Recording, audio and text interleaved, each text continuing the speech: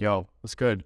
So basically what we're going to be doing is giving you guys a free taste at all of our masterclasses and courses. So what that means is we're going to be giving you one episode or module, whatever that may be, for free. So that could be track breakdowns from my written course, a module from the artist development pack, or in this case, a module from the phase 1 masterclass. So hope you guys enjoy. And if you like it, we'll leave the purchase link down below in the description. So yeah, enjoy.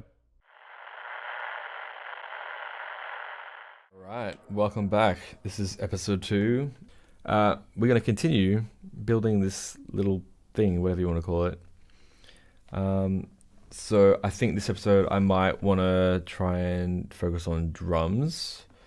But let me just keep building this thing. It's all gonna take place, So I just wanted to bring in this one as well. Actually, no, not that one. This one. I've actually heard like a lot of producers use this sample, which is totally fine. That's literally what it's for. Literally what it's for. It was in my sample pack, my Splice sample pack, which you can get on Splice, by the way, if you didn't know that already. I have a Splice pack. Just gonna go through and mess with this a little bit, because it sounds like this basically.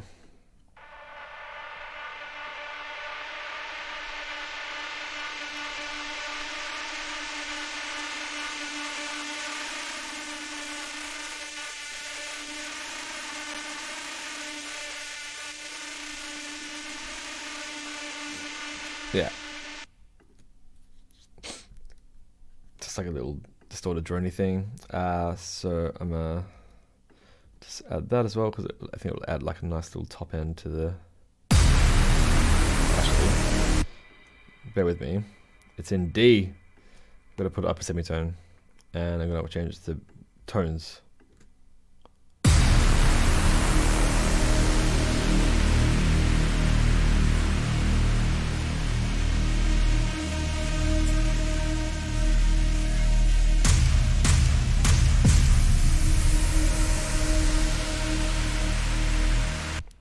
Change my mind. Yeah, I'm going to do that. Yeah, I'm just going to keep a lot of this stuff going throughout. I think this is not going to be the drop, obviously. We might make this section just like a metal section. That's what I'm feeling. Metal section for a little bit, then like a build, I think. That's what I'm predicting. But we'll see. We'll see what happens. Yeah. Let's continue. Oh God.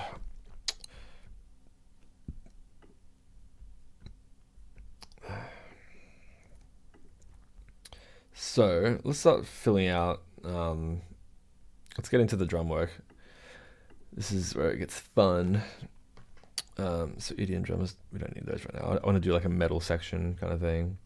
So I've got like a lot of samples that I don't know. I've kind of like made this little drum kit just out of like samples. I'm very old school when it comes to like a lot of people use like samplers and stuff like that, and like drum racks. Dude, I'm old school. I like to be able to see my audio waves on my tracks. I don't know, call me a grandpa if you may, but whatever. It probably slows my process down, but like,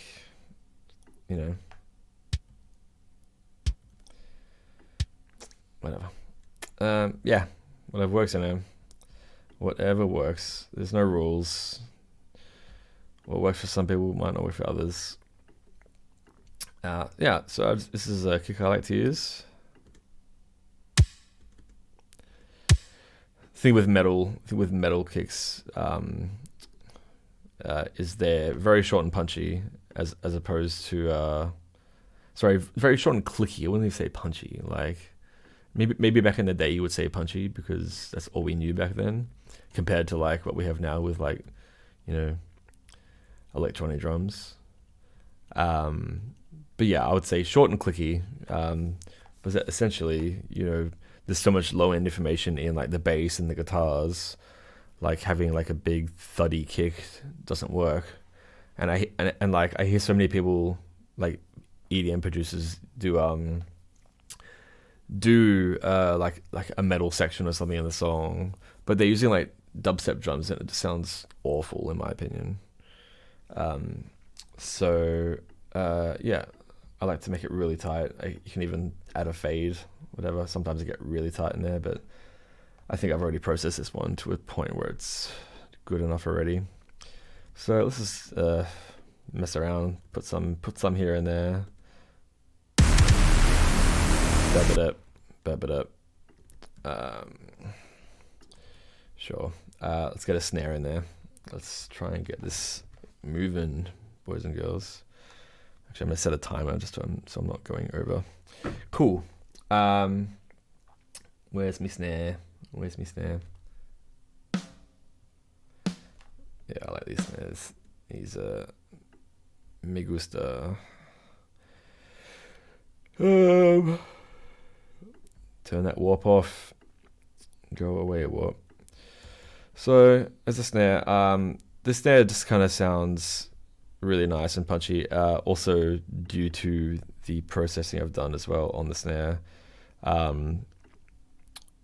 Yeah, this is just the way my template's set up. It's kind of already EQ'd and compressed nicely, and I'm pretty sure I've added some reverb. Yeah, it's a ton of reverb, so it's like when it's all all said and done, it's pretty nice. To give this kit like a more realistic sounding feel, I've got this nice room snare as well, which is kind of just like recorded from like the overheads in the room. So it's literally like a room snare. It's not like a close proximity mic. So I like to layer that with it. Sometimes it needs pitching up, depending. I like to try and get. It's harder with real drums, but I like to try and pitch them to like the key of the song, and that's. I literally just do that by transposing in down here. Same with EDM drums as well. Like I feel like they should always also always be tuned to the key of the song, because it just makes everything sound so much nicer, in my opinion. Tell me otherwise. But anyway, this is our snare now with some room sound. So turn that off first. Probably needs a little bit of EQing. Definitely sounds a bit harsh.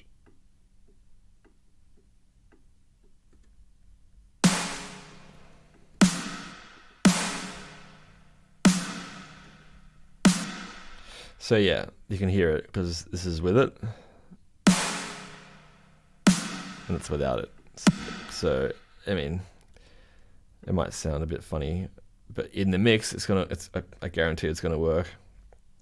So anyway, I'm just gonna solo our drum group for now. Sure. It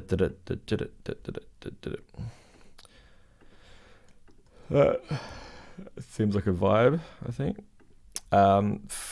For cymbals, I used to do a similar thing with cymbals and just like drop and drag samples, but it became very tedious.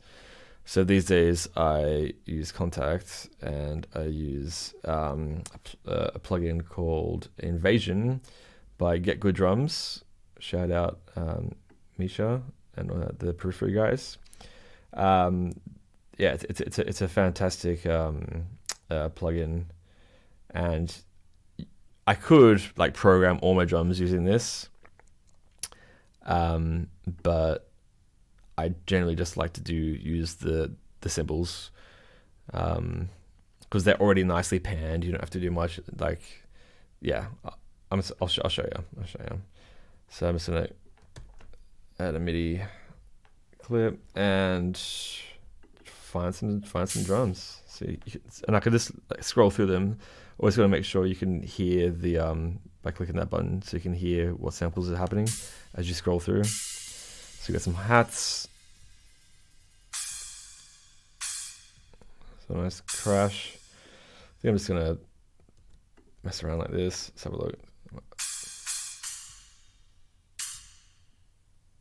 I want to find a.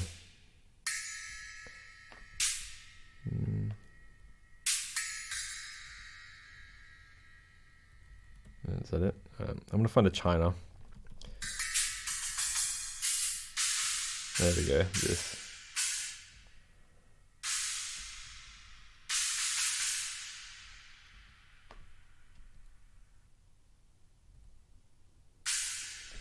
Something like that. So it'll sound like this if it's, oops.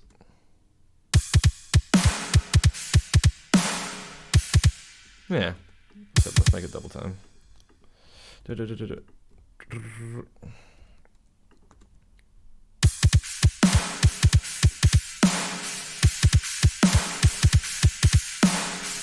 Huh.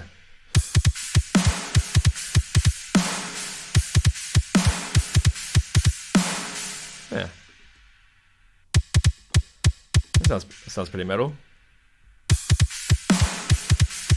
And as I mentioned in the last episode, every time one of these kicks happen in the sidechain, you'll see that the sidechain down here is set up to the metal kick.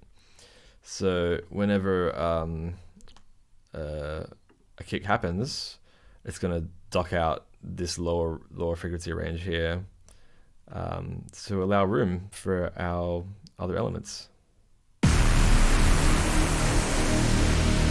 It's not really going to be something you're going to be able to hear. It's more something that you'll feel, and it'll just create a better mix down. But also, like, we're going to do things by automating some EQ to help get rid of some of that information as well. It's all about just giving everything its own room, I'm sure you've heard it a billion times before, but it is true.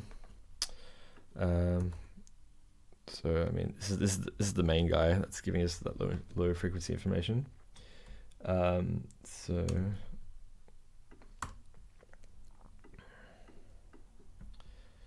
it's literally just going to be like this. Something like that.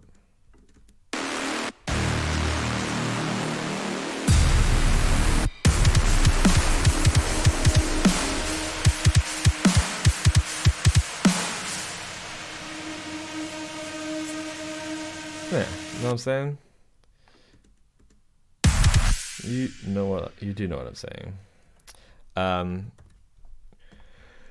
Every good metal breakdown has a sub drop in it, so I'm gonna go ahead and do that. I've got a nice one somewhere in my little personalized sample pack. This is just like kind of a few things I chucked together, new stuff, and stuff I like to use frequently. Sub drop. Yeah. Sounds good to me. So I'm going to use him instead of the impact. I feel like that's not very necessary right now. Sub drop. Cool. Let's continue.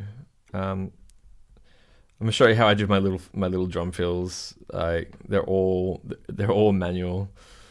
So let me give you a little sneak peek into my madness.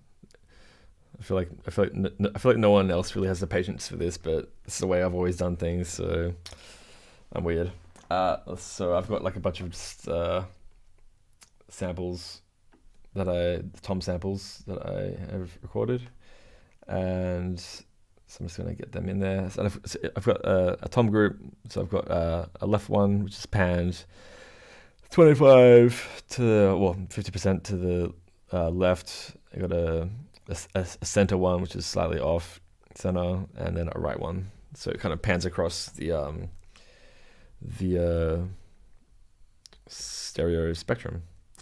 So I'm just gonna get them in there first, and then we'll make a little fill. So this will be fun. Yeah, this is how they sound anyway.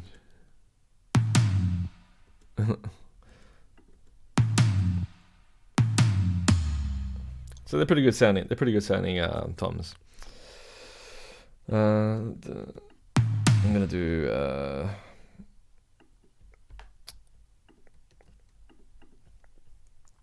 Let's see. So also here in my snare section, I've also got another instance of Contact, the same kit. Except for this one, I'm just going to be using one of the snares in there because, let's go find one. Just want to find a snare. Oops. Whoa.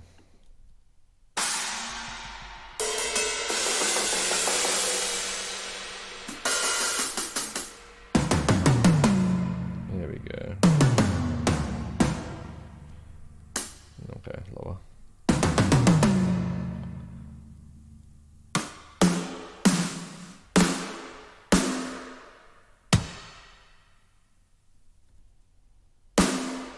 So yeah, that's a snare sample, but you can in this in a lot of these drum not samples, what do you call them? Drum, like VST plugin things. They're all you can change the velocity, and they're all real time, like recorded, and they just give you like a whole lot of different options. So you can have it hitting really hard, or you can have it like this. Nice and quiet. So obviously I've got my my big snare, but we're gonna add like a bunch of these little boys for your little ghost notes. Like, you know, we'll see. I'll show you. It's gonna sound like a real drummer, I promise.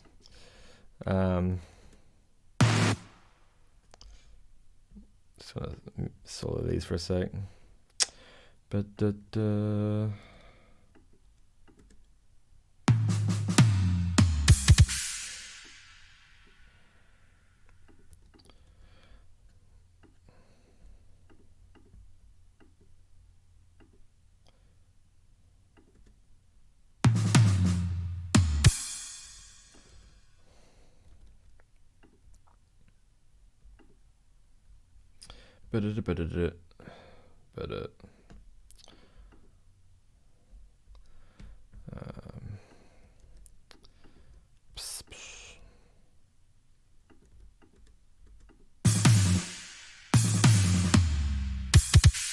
you can it's kind of taking shape, except I'm gonna put a kick there.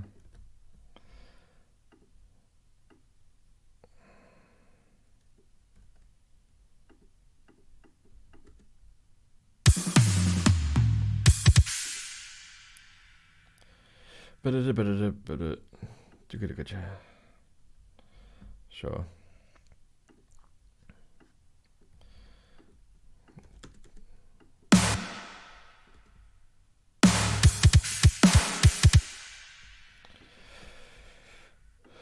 You're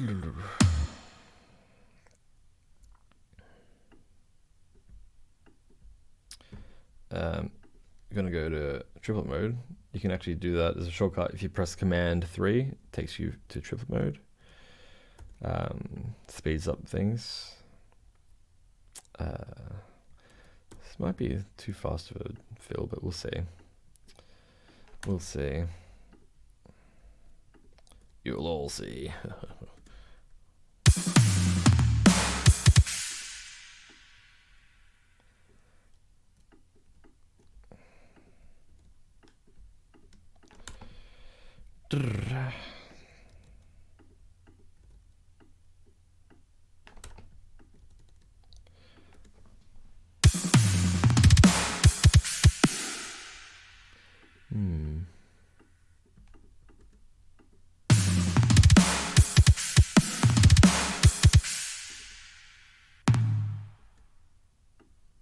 Oh, why did that happen?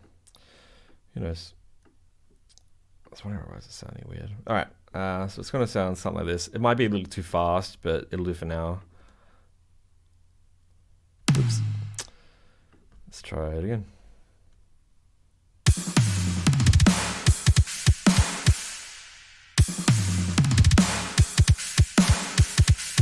Okay, cool. It'll do for now, you know. It doesn't have to be perfect. This is just kind of just to give you an example of how I would do it, you know. Yeah, so all together. Also, let's get, I like to use Endless Smile a lot for washing things out. It's a nice way to make room. I generally put it on like the whole sidechain group, and I'll pretty much use it most like builds into drops. I feel like it's very overused, but whatever. I like it. So I'm just gonna do like a little thing here, see how it sounds.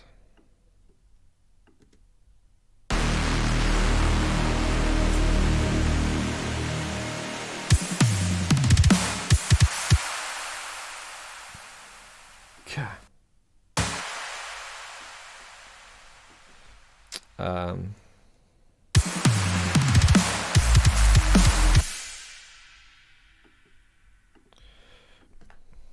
I'm gonna put a cabinet on this one because we're gonna record some guitars soon, and yeah, we don't really want much clashing with it, so I'm just gonna have that come on there, so it'll sound like this, rather than all that high-end information. So that's something. We got little groove going.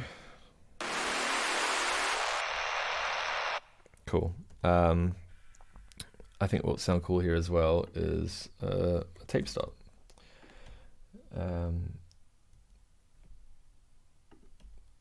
Kilohertz make a really good one. Kilohertz tape stop. Yeah, it's really cool. And essentially, you can like just play with stop time in milliseconds, and basically it's on my whole group, so it's gonna go off. I want it to go off on that snare, so on this part here, so I want it to go off wait.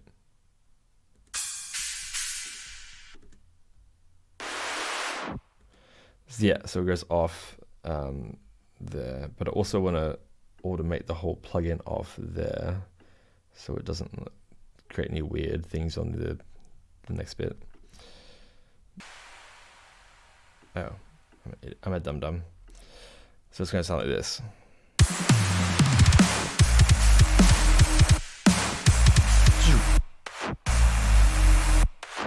So it kind of, yeah, it basically just pitches it all right down as if it's like a record.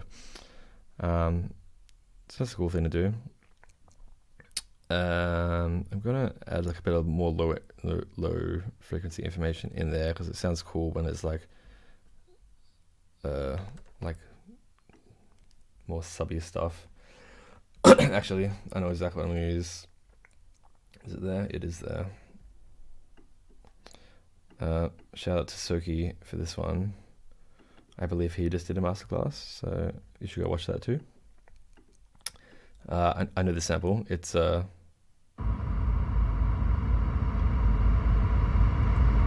it's literally just fucking like, I don't know what it is, but it's sick. It's nice just to add some lower frequency effects. You know, there's a lot of them are all like white noisy kind of sounding. So, and when this goes down with the tape stop, it's gonna sound sick, I think. We'll see.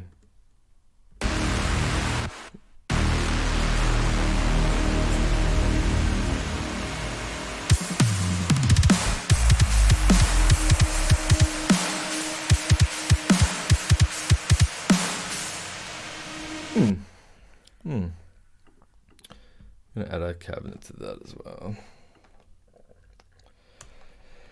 Cabinets are cool because it's essentially it's meant to simulate a guitar cabinet.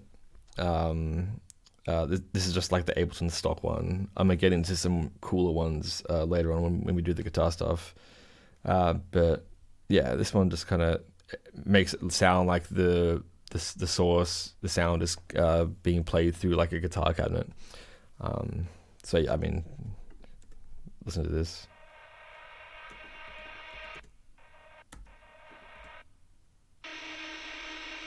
That's with it on, and with it off. You know, I use it a lot just for cleaning up at mixes to get to kind of treat like the higher end of a mix. I use that quite a lot because obviously it sounds great in this section, but in this section we're about to add a whole lot of other stuff. So yeah, I kind of just want it to be less intense. Cool. All right. Well, that's a cool little start.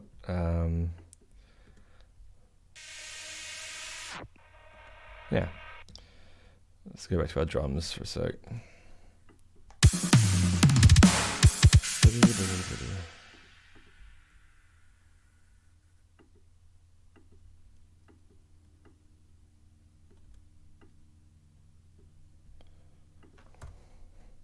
Still not happy with that fill, but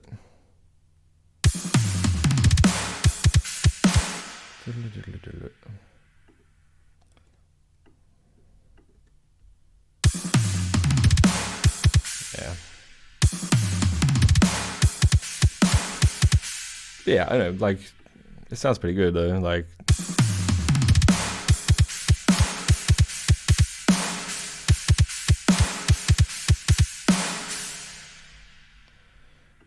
Ding.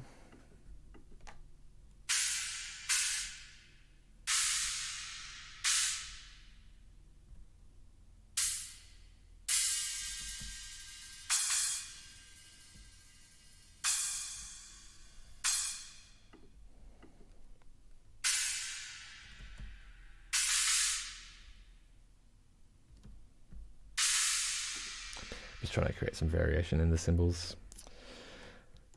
Cool. So I'm just gonna go ahead and copy. We might make a variation of everything in a bit, but I'm just gonna get everything kind of copied and pasted across for our metal section. Before I go into guitar, let's kind of delve into the bass plugin I use. I've never owned a bass guitar. I bought an 8-string guitar because it's kind of like 2-in-1, you know. It's like it's a bass guitar and it's a normal guitar. It has 8 strings, you know. It goes, you know, a whole octave below a normal guitar, you know. So I bought one of those, but I just kind of like using it as like an 8-string guitar rather than a bass. Anyway, so I found some really cool bass plugins. One being this one. It's called Grove Bass by Submission Audio, and it's sick. Yeah, I'll program some stuff and you let me know how it sounds. So if you're not that familiar with like metal music, like the kicks generally you know, follow the rhythm of the guitars or vice versa. So in this case, the kicks are going so basically we're going to try and have like a bass line or a riff that kind of like follows that kind of rhythm. So this I'm just going to use one of the presets. So it has a whole bunch of different presets in it, like clean guitar. We obviously want distorted guitar for this because we're trying to make heavier music right now. So, oh, where'd it go? Hello? Oh, don't know if, oh, hello. Cool. Well, let's see if it works. Anyway, so I'm gonna go into my MIDI clip, and we're in the key of D sharp. So yeah, listen to that. Sounds pretty fat to me. So I'm just gonna go through and kind of replicate the rhythm of the kick that we just had. Da da da. What is it? Da da da. Oh, way faster than that. Da da da. Da da.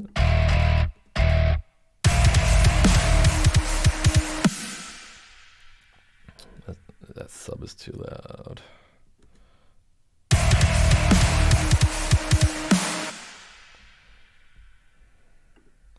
I'm also going to EQ this after because it's quite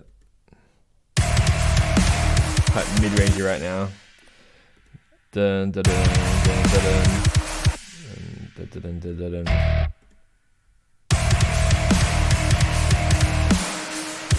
Yeah, it's already sounding kind of cool.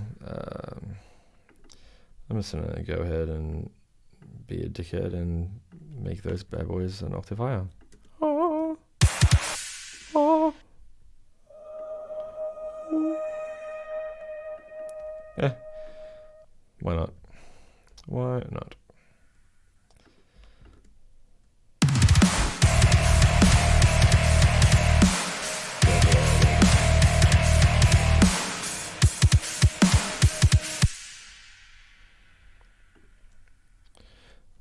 There you go. There's something there. We've got a groove going, you know. Nice little groove tang. So that's kind of how I do my drums. Like, it's kind of basic, but like, I think the one thing to take away from this episode is it's all about sample choice. You know, I could have done this exact same thing, but if the samples don't sound good, the whole thing is not going to sound good, you know. And obviously, this is obviously still very just raw right now. But yeah, I mean, considering that, like, it's coming along, you know. Like, we've got a little idea going. I'm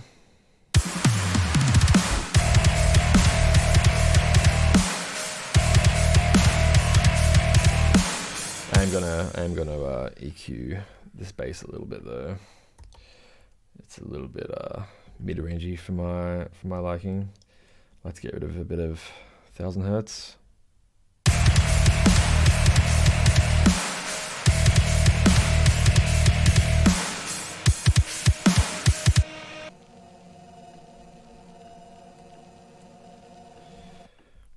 Yeah, as I say, I try to mix this as I go. Sorry if it gets a bit annoying or boring for you, but that's what's up.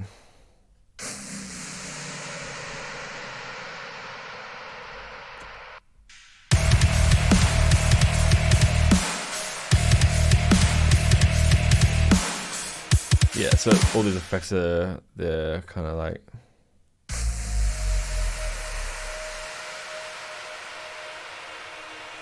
they're more or less like high pass,